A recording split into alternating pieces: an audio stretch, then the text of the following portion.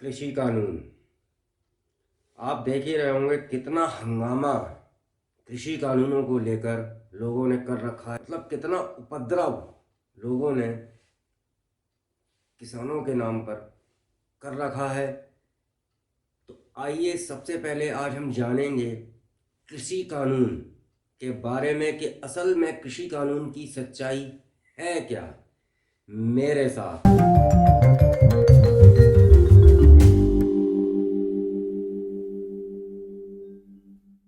नमस्कार, मैं एडवोकेट समीर व्यास आपका अपने यूट्यूब चैनल आर्वत लीगल सेल यानी कि एएलसी के इस वीडियो में हार्दिक स्वागत एवं अभिनंदन करता हूं। आज मैं आपको बताऊंगा कृषि कानून के बारे में, उसकी वास्तविकता के बारे में। ये मेरे वीडियो को आप अंत तक जरूर देखिएगा। मैंने बहुत मेहनत करके ये वीडियो आपके लिए बनाया है और मैंने ये जो वीडियो बनाया है पावर पॉइंट पे बनाया है, जिससे कि आप मेरे वीडियो को सुन भी सकें और देख भी सकें, समझ सकें। चलिए शुरू करते हैं। किसान बिल की सच्चाई क्या है, आसान भाषा में सीखें। आज के बाद आपका सारा कंफ्यूजन जो है वो दूर हो जाएगा। क्या है ये नया कृषि सुधार कानून जिसके लिए इतना हंगामा बरपा हुआ है? आइए जानते हैं विस्तार से कृषि कानूनों की वास्तविकता क्या है। चार मुख्य पहलुओं पर बात करेंगे, जिसमें 3 एक्ट हैं जो भारत सरकार ने 20 सितंबर 2020 को संसद में पास करवाए थे। सबसे पहले हम बात करेंगे इन 3 एक्टों की संवैधानिकता के बारे में कि क्या ये एक्ट संवैधानिक रूप से बने हुए हैं, क्या ये एक्ट संविधान के अनुरूप हैं। ये जो 3 एक्ट हैं आप देख ही रहे होंगे। पहला एक्ट है एपीएमसी, दूसरा एक्ट है एमएसपी का और तीसरा एक्ट है एसीए का। हम बात करते हैं संवैधानिकता के आधार पर इन एक्टों में क्या किस तरीके से संवैधानिक रूप से कमी है या कमी नहीं है, क्या ये कानून संवैधानिक है। संवैधानिकता का मतलब यह है कि हमारे देश में भारत का संसद जो भी कोई कानून बनाता है वह संविधान से सुसंगत होना चाहिए। लोगों ने यही कहा है कि हम सुप्रीम कोर्ट में जाएंगे और ये एक्ट तुरंत खारिज हो जाएगा। असल में होता क्या है कि हमारे देश में जो भी एक्ट कानून बनता है वो संविधान के आधार पर बनता है, चाहे वह एक्ट के गठन से पहले का हो या संविधान के गठन के बाद का हो। हमारे देश के संविधान में अनुच्छेद 21 में जीवन के अधिकार को सम्मिलित किया गया है। ऐसे ही एक मामले के बारे में मैं आपको बताता हूं। सुप्रीम कोर्ट के सामने किसी ने यह कहा, जिस प्रकार हमारे पास अभिव्यक्ति की आजादी का अधिकार है, इसका मतलब यह होता है कि मैं अपनी अभिव्यक्ति के अधिकार का उपयोग करूं अथवा ना करूं, यह मेरी मर्जी है। इसी प्रकार हमारे देश में घूमने फिरने बसने का अधिकार है। इसका मतलब क्या है, यह मैं घूमूं अथवा ना घूमूं यह मेरी मर्जी है। मैं चाहे कहीं जाकर बसूं अथवा ना बसूं यह मेरी मर्जी है। ठीक उसी प्रकार से जीवन जीने का अधिकार का मतलब यह होना चाहिए कि मैं चाहूं तो जीऊं, ना चाहूं तो ना जीऊं। इसका मतलब यह हुआ कि जीवन जीने के अधिकार में ना जीने का अधिकार भी शामिल होना चाहिए था। यह 1980 का केस है, बहुत ही प्रसिद्ध केस है, मारुति श्रीपति दूबल नाम के व्यक्ति का। 2-3 मामलों के बाद यह मामला जब सुप्रीम कोर्ट में पहुंचा तो सुप्रीम कोर्ट ही पेशोपश में पड़ गया। सुप्रीम कोर्ट को मानना ही पड़ा कि बात तो ठीक है कि भाई जीने के अधिकार के साथ ना जीने का अधिकार भी शामिल होना चाहिए। लेकिन आईपीसी यानी कि इंडियन पीनल कोड की धारा में यह सम्मिलित था कि आत्महत्या का प्रयास करना जुर्म है। भारतीय दंड संहिता की धारा 309 के अनुसार जो कोई भी व्यक्ति आत्महत्या करने का प्रयास करेगा और उस अपराध को करने के लिए कोई कार्य करेगा तो उसे किसी एक अवधि के लिए सादा कारावास से जिसे 1 वर्ष तक बढ़ाया जा सकता है या आर्थिक दंड या दोनों से दंडित किया जाएगा। क्योंकि संविधान का अनुच्छेद 21 कहता है जीवन का अधिकार, जिसका मतलब जीने का अथवा ना जीने का अधिकार। लेकिन अब सुप्रीम कोर्ट ने व्याख्या को बदल दिया है। इस मामले में जो बहस है 1985 से शुरू हुई थी, लेकिन 1995 आते आते सुप्रीम कोर्ट ने इस व्याख्या को मानना पड़ा कि हाँ, जीवन के अधिकार का मतलब ना जीने का अधिकार भी है। और यदि ऐसा है तो आईपीसी की धारा 309, जो कि एक कानून है, संविधान की तुलना में बहुत ही छोटा कानून है। तो सुप्रीम कोर्ट ने कहा आईपीसी की धारा यदि संविधान के किसी अनुच्छेद के खिलाफ है तो हम आईपीसी की धारा को खारिज कर देंगे। इसलिए सुप्रीम कोर्ट ने आईपीसी की उस धारा को खारिज किया। हालांकि उस आदेश को 1.5 साल बाद सुप्रीम कोर्ट की बड़ी बेंच ने अपने ही उस फैसले की गलती को माना और उसको पुनः स्थापित किया कि जीने के अधिकार में ना जीने का अधिकार शामिल नहीं है। मैं आपको सिर्फ ये बताना चाह रहा था कि अगर कोई एक्ट या कानून संविधान के प्रावधान के खिलाफ है तो वो एक्ट खारिज हो सकता है, और इसी को बोलते हैं कॉन्स्टिट्यूशनैलिटी या संवैधानिकता का प्रश्न। कोई एक्ट या कानून संवैधानिक है या नहीं, मतलब संविधान सम्मत है या नहीं। इसका फैसला 2 आधारों पर होता है। पहला, कंटेंट, यानी कि कंटेंट के हिसाब से। एक तो देखा जाता है कि उस एक्ट का कंटेंट क्या है, यानी कि विषय वस्तु। कंटेंट का मतलब होता है विषय वस्तु। उसमें क्या लिखा हुआ है, क्या उसमें कोई ऐसी बात लिखी है जो संविधान से कॉन्ट्राडिक्शन में है, मतलब संविधान के विपरीत है, संविधान का खंडन करती है। और दूसरा जो तरीका होता है वो है प्रोसीजर। दूसरा, देखते हैं उस एक्ट को पास करने की जो प्रक्रिया थी, यानी कि जो प्रोसीजर था, वो प्रोसीजर अपने आप में ठीक था या नहीं था। यानी किसी एक्ट को पास करवाने की जो प्रक्रिया संविधान में लिखी है, वो एक्ट उस प्रक्रिया के तहत पास हुआ है या नहीं हुआ है। आपने एक शब्द सुना होगा, प्रोसीजर एस्टेब्लिश्ड बाय लॉ, जिसका मोटा मोटा मतलब यही है कि कानून का या एक्ट को पास कराने की एक जो प्रक्रिया है, तो वह कानून या एक्ट उस प्रक्रिया के तहत पास हुआ है या नहीं हुआ है। यदि एक्ट या कानून पास करने की प्रक्रिया में कोई गलती है तो वो एक्ट या कानून अपने आप में खारिज हो जाएगा। हम 2 बातें समझेंगे कि क्या इन तीनों एक्ट्स के कंटेंट यानी विषय वस्तु में कोई समस्या है, या इन एक्ट्स को पास करने की प्रक्रिया में कोई कमी थी जिस पर विपक्ष ने बहुत हंगामा किया। क्या उसमें कोई ऐसी कमी थी जिससे एक्ट खारिज हो जाएगा। तो सबसे पहले इसी बात को समझते हैं कि क्या संभावना है इस बात की। विषय वस्तु की दृष्टि से संवैधानिकता देखेंगे हम। इसमें 3 चीजें हैं, आप ये देख रहे होंगे। पहली चीज है फंडामेंटल राइट, दूसरी चीज है बेसिक स्ट्रक्चर ऑफ कॉन्स्टिट्यूशन, यानी कि संविधान का मूल ढांचा क्या है, और अपना इसमें तीसरा है स्टेट लेजिस्लेटिव पावर, यानी कि राज्य की विधायी शक्तियां। और फंडामेंटल राइट यानी कि मूल अधिकार की बात करें तो इस पर सुप्रीम कोर्ट के साफ साफ कई निर्णय हैं। संविधान के आर्टिकल 3 यानी अनुच्छेद 13 में इसका व्याख्यान किया गया है। बेसिक स्ट्रक्चर ऑफ कॉन्स्टिट्यूशन की बात करें, इस मामले में 1973 में एक बहुत प्रसिद्ध केस हुआ था, केशवानंद भारती केस, उसके बारे में हम आगे बात करेंगे। और तीसरा जो मैंने आपको बताया स्टेट लेजिस्लेटिव पावर, यानी कि राज्य की विधायी शक्तियां। आर्टिकल 246 ये बताता है कौन कौन से विषय पर कानून बनाने की शक्ति किसकी है। भारत के संविधान में एक सूची है, यानी 7वीं अनुसूची। इसके बारे में हम आगे विस्तार से अपने ही इस वीडियो में बात करेंगे। चलिए पहले शुरू करते हैं हम पहले वाले पॉइंट से, यानी कि फंडामेंटल राइट, मूल अधिकार से। फंडामेंटल राइट्स यानी कि मूल अधिकार विषय वस्तु की दृष्टि से पहली जो चीज है, इस पर सुप्रीम कोर्ट के साफ साफ कई निर्णय हैं। सुप्रीम कोर्ट ने कहा है कि संसद द्वारा पारित कोई भी कानून असंवैधानिक तभी होगा जब या तो वो फंडामेंटल राइट यानी कि मूल अधिकार के खिलाफ हो।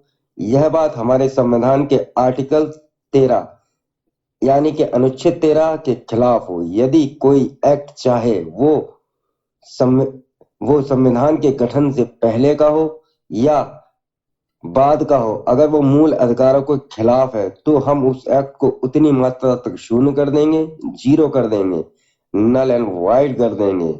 यह हमारे संविधान में साफ साफ लिखा है। मतलब यह है कि कोई एक्ट यदि संविधान गठन होने से पहले बना हो चाहे वो बाद में बना हो, सुप्रीम कोर्ट को अधिकार है, यदि वो संवैधानिक रूप से नहीं बना है तो वो उसको शून्य कर सकता है, नल एंड वाइड कर सकता है। ये चीज संविधान में स्पष्ट रूप से लिखी हुई है।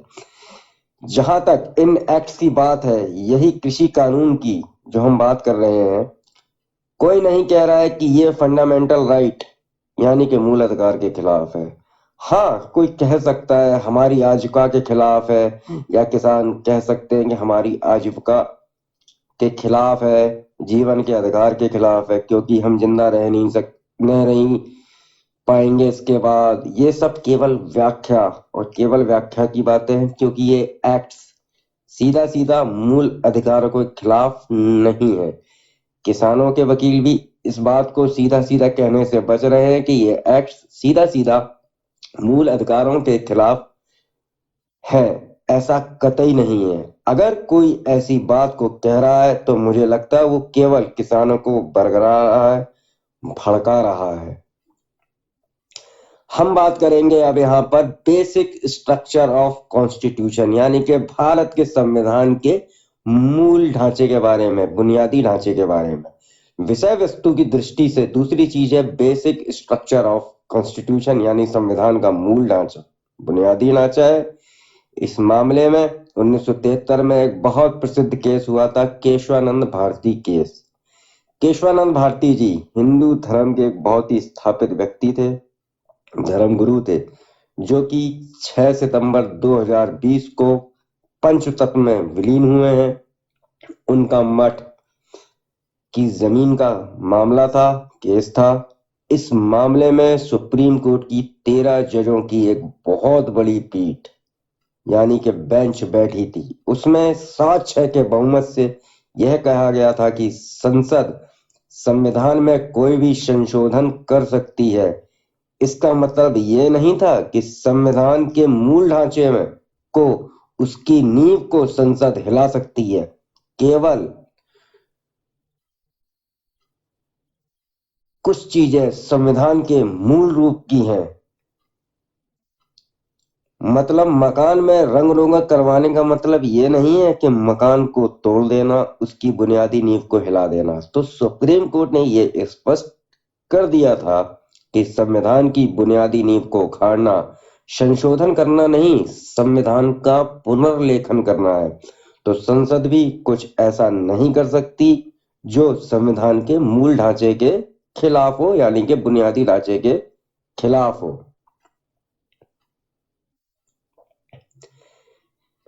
क्या ये कृषि कानून संविधान के मूल ढांचे के खिलाफ है? आमतौर पे ऐसा कोई नहीं कह रहा, लेकिन मेरे सुनने पढ़ने में आया है कुछ लोग कह रहे हैं, लिख रहे हैं फेडरलिज्म यानी संघवाद। कुछ लोग इसे परिसंघवाद भी कहते हैं, जिसका मतलब है राज्य सरकार एवं केंद्र सरकार की अलग अलग शक्तियां होती हैं। कोई एक दूसरे की शक्तियों में दखल अंदाजी नहीं करेगा। देसी भाषा में कहें तो इसका मतलब है उंगली नहीं करेगा। अगर केंद्र और राज्य अपना काम मिलजुल कर करें, प्यार मोहब्बत से गर्लफ्रेंड बॉयफ्रेंड की तरह गलवाइयां डाल के करें, तो इसे कहते हैं कोऑपरेटिव फेडरलिज्म यानी सहयोगी संघवाद। और यदि उनमें कभी झगड़ा होने लगे तो इसे कहते हैं कॉम्पिटिटिव फेडरलिज्म यानी प्रतिस्पर्धिक संघवाद। और कभी कभी तो बात बहुत बिगड़ जाती है, जैसा कि आपको लगातार देखने को मिल रहा है कि किस तरीके से 26 जनवरी को गणतंत्र दिवस के उपलक्ष्य पर संविधान की मर्यादा को तार तार किया गया कुछ उपद्रवियों द्वारा, जो किसान किसी एंगल से नहीं लग रहे थे। किसान के पास इतना समय, वो भी उनके खेती के पीक सीजन पर, लाल किले पर मचाया गया उपद्रव, पुलिस अर्धसैनिक बलों पर हमला, जान से मारने की कोशिश, हथियारों से लैस ऐसे खतरनाक उपद्रवी और ऐसे लोगों को बढ़ावा देने। तथाकथित लोग कह रहे हैं कि फेडरलिज्म यानी संघवाद को संविधान का मूल ढांचा माना जाए। इस बात में कतई दम नहीं है। क्यों दम नहीं है, मैं आपको तीसरे पॉइंट की व्याख्या करके बताता हूं, आपको बात समझ आ जाएगी। मेरा जो तीसरा पॉइंट मैंने आपको बताया था कि राज्य की विधायी शक्तियां, उसके बारे में अब हम आगे बात करेंगे। स्टेट लेजिस्लेटिव पावर यानी कि राज्य की विधायी शक्तियां, विषय वस्तु की दृष्टि से तीसरी जो महत्वपूर्ण चीज है वो है स्टेट लेजिस्लेटिव पावर यानी राज्य की विधायी शक्तियां। इसका मतलब यह हुआ कि संसद ने कोई ऐसा कानून बना दिया, ऐसे किसी विषय पर कानून बना दिया जिस पर राज्य के विधानमंडल के पास कानून बनाने की शक्तियां थी और केंद्र ने उस पर कानून बना दिया। तब सुप्रीम कोर्ट को सीधा अधिकार होता है। राज्य या केंद्र कोई भी सुप्रीम कोर्ट में सीधा आ सकता है और अपनी बात रख सकता है। ये राज्य सरकार एवं केंद्र सरकार दोनों का प्राइमरी ज्यूरिडिक्शन यानी कि प्राथमिक न्याय अधिकार क्षेत्र होता है। सुप्रीम कोर्ट का मूल कार्य यही है कि वो राज्य सरकार एवं केंद्र सरकार के इस लड़ाई झगड़े को निपटाए। यदि राज्य सरकार साबित कर दे कि केंद्र सरकार ने हमारे विषय पर कानून दिया है, या केंद्र सरकार साबित कर दे कि राज्य सरकार ने हमारे विषय पर कानून बना दिया है, तो सुप्रीम कोर्ट उतना हिस्सा कानून का खारिज कर देगा। कई लोग इस बात को कह रहे हैं कि हम इस आधार पर कृषि कानून को चैलेंज करेंगे। इस विषय पर हमारे संविधान के 2 अनुच्छेद याद रखने चाहिए। एक तो है अनुच्छेद 246 एवं दूसरा है अनुच्छेद 254। आर्टिकल 246 या अनुच्छेद 246 ये बताता है कौन से विषय पर कानून बनाने की शक्ति किसकी है। भारत के संविधान में एक सूची है यानी 7वीं अनुसूची, जिसको हम 7th शेड्यूल कहते हैं। इसमें 3 लिस्ट हैं। आइए जानते हैं उन 3 लिस्ट के बारे में। वो 3 लिस्ट आखिर हैं क्या। पहली लिस्ट है यूनियन लिस्ट यानी संघ सूची, जिसको हम केंद्र सूची भी कहते हैं, जिसमें वो मामले लिखे हैं, वो विषय लिखे हैं जिसमें केवल संसद ही कानून बना सकता है। दूसरी जो सूची है यानी कि स्टेट लिस्ट, जिसको हम राज्य सूची भी कह सकते हैं, जिसमें वो मामले लिखे हैं, विषय लिखे हैं जिसमें केवल राज्य सरकार ही कानून बना सकती है। तीसरी जो सूची है वो है कॉनकरेंट लिस्ट यानी कि समवर्ती सूची। यह संविधान की बहुत ही विशेष सूची है जिसमें राज्य सरकार एवं संसद दोनों ही कानून बना सकते हैं। लेकिन अगर दोनों के कानून बन गए और अंतर्विरोध हो गया, यानी दोनों सरकारों के बीच में टकराव हुआ, तो आर्टिकल 254 में ये लिखा है कि केंद्र का जो कानून है वही प्राथमिक माना जाएगा और राज्य सरकार का बनाया कानून उतनी दृष्टि तक शून्य शून्य हो जाएगा, मतलब वो शून्य हो जाएगा। ऐसा साफ साफ लिखा है कि टकराव की स्थिति में संसद द्वारा बनाया गया कानून ही मान्य होगा, उसी को प्राथमिकता मिलेगी। और इसी आर्टिकल 254 के आधार पर सुप्रीम कोर्ट ने एक डॉक्ट्राइन या प्रिंसिपल बना रखा है जिसको बोलते हैं संसदीय सर्वोच्चता का सिद्धांत या डॉक्ट्राइन ऑफ फेडरल सुप्रीमेसी। चलिए आज जानते हैं इसी प्रिंसिपल के बारे में कि ये चीज क्या कहती है, झगड़ा क्यों हो रहा है। चलिए समझते हैं। अगर आप अनुसूची 7 में राज्य सूची को देखेंगे तो उसके 14 नंबर वाले पॉइंट पे साफ साफ लिखा है एग्रीकल्चर। मतलब यह है कि एग्रीकल्चर से जुड़े विषय राज्य के पास ही रहेंगे।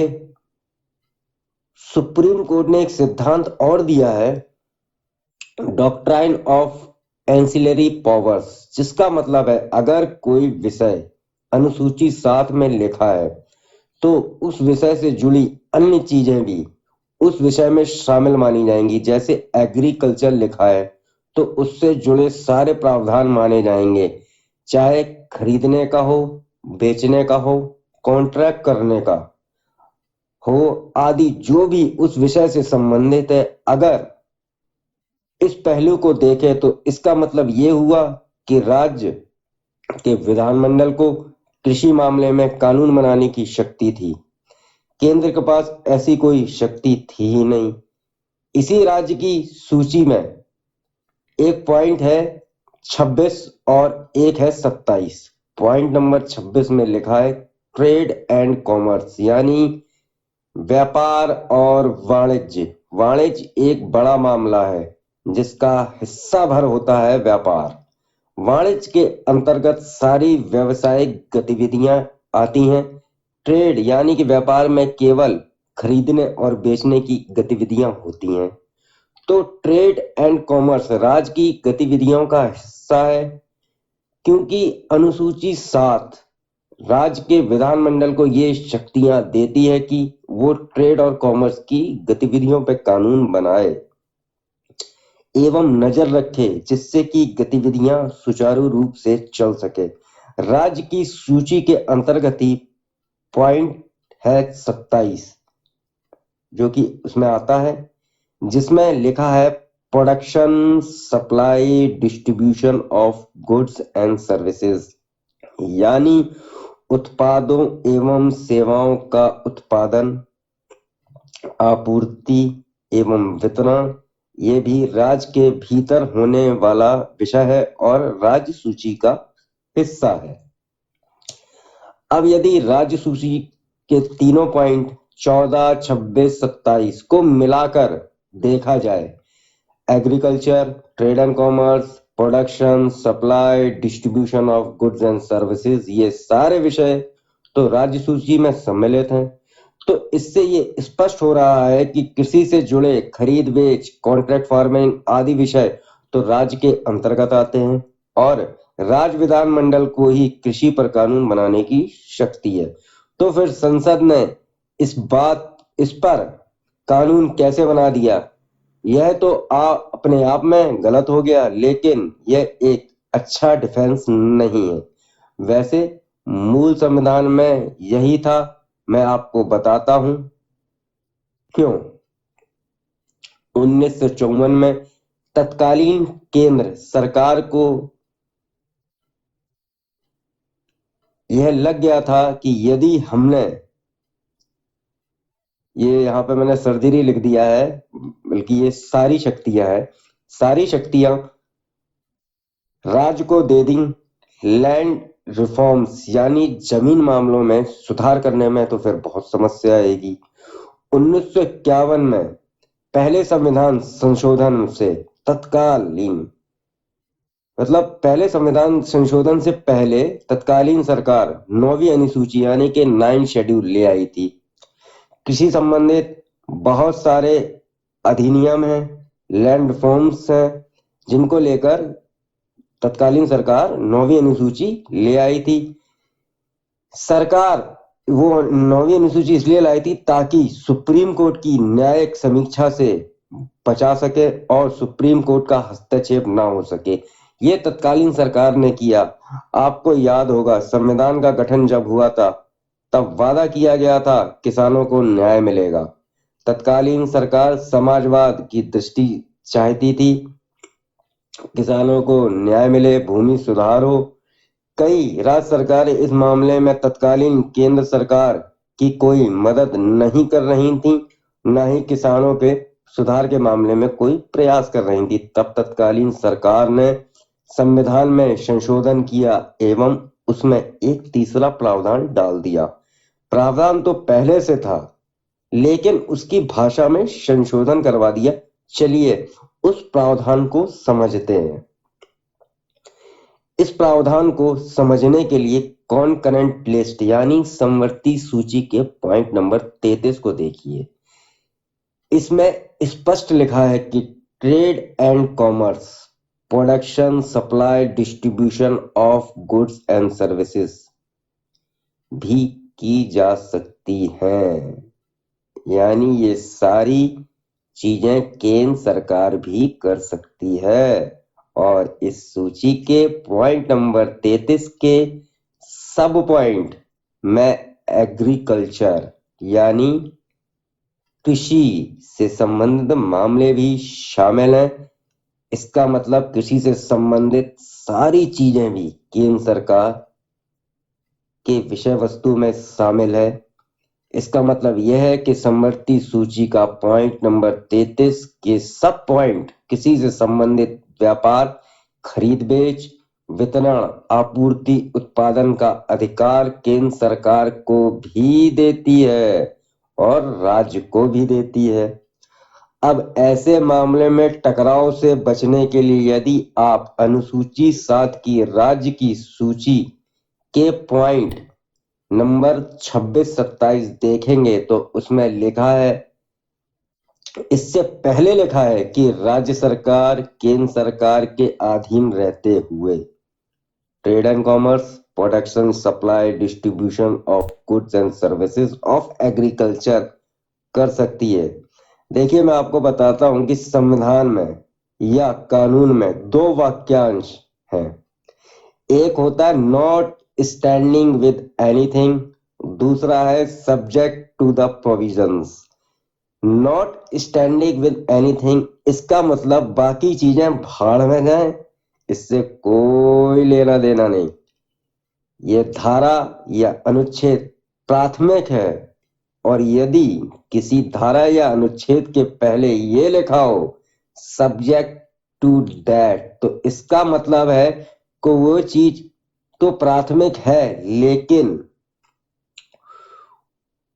उसकी प्राथमिकता तो जहां तक संभव है और जब तक संभव हो उसके साथ ये भी चलेगा। यानी कि साथ में दोनों चीजें जब तक संभव होंगी चलेंगी। यानी कि राज्य की सूची में एग्रीकल्चर दिया और केंद्र की सूची में भी दिया है, तो दोनों चीजें जो है ना वो साथ में जहां तक संभव है बिल्कुल चलेंगी। क्योंकि मैं आपको बताता हूं, राज्य की सूची के पॉइंट नंबर 26 और 27 के पहले लिखा है subject to the entry with concurrent list.